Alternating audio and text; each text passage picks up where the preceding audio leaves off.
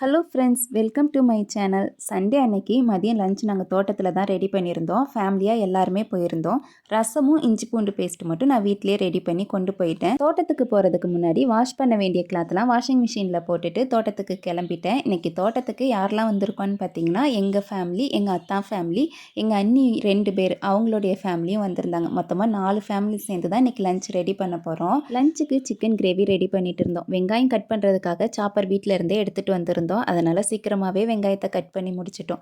பாதி பேர் தோட்டத்தில் இருக்க வேலை பார்த்துட்டு இருந்தாங்க. சின்ன பிள்ளைங்கள்லாம் விளையாடிட்டு இருந்தாங்க. நாங்கள் சமையல் செய்ய ஆரம்பிச்சிட்டோம். இன்றைக்கும் வெயில் ஜாஸ்தியாக தான் இருந்தது. இருந்தாலும் பேசி பேசி வேலை செஞ்சதில் வெயில் அவ்வளவா தெரியலை.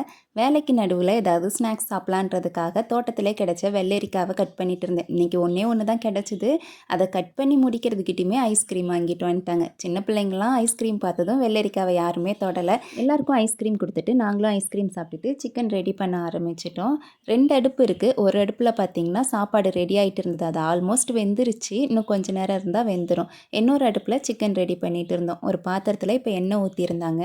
இதில் கொஞ்சமாக சோம்பு போடணும். நான் ஏற்கனவே சொன்ன மாதிரி இதுக்கு அடுத்து தான் இது போடணும் அப்படின்லாம் நாங்கள் ப்ராப்பராக செய்ய மாட்டோம். தோட்டத்தில்ன்றதுனால அடுப்பு வந்து கொஞ்சம் ஸ்பீடாக எரியறதை பொறுத்து நாங்கள் அடுத்தடுத்த பொருள்லாம் போடுவோம். ஃபஸ்ட்டு சோம்பு போட்டிருந்தாங்க. அதுக்கடுத்து வெங்காயம் போட்டுட்டு வெங்காயத்துக்கு மேலே தான் பட்டை, கிராம்பு, அந்த கல்பாசி, கசகசா இதெல்லாம் போட்டுறாங்க. இப்போ தீ அதிகமாக எரியறதுனால சோம்பு போட்டதுமே நம்ம பட்டை, கிராம்புலாம் போட்டிருந்தோன்னா அது கரிஞ்சிருக்கும். அதனால தான் வெங்காயம் போட்டுட்டு அதுக்கப்புறமா போட்டாங்க.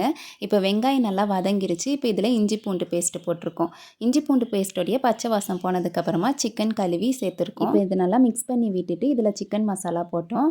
இது ஒரு பாக்கெட் வந்து 1/2 கிலோ சிக்கனுக்கு ஒரு பாக்கெட் போடணும் அப்படின்னு போட்டிருந்தது. ஆனால் நாங்கள் ஒரு பாக்கெட் எக்ஸ்ட்ராவே போட்டிருந்தோம்.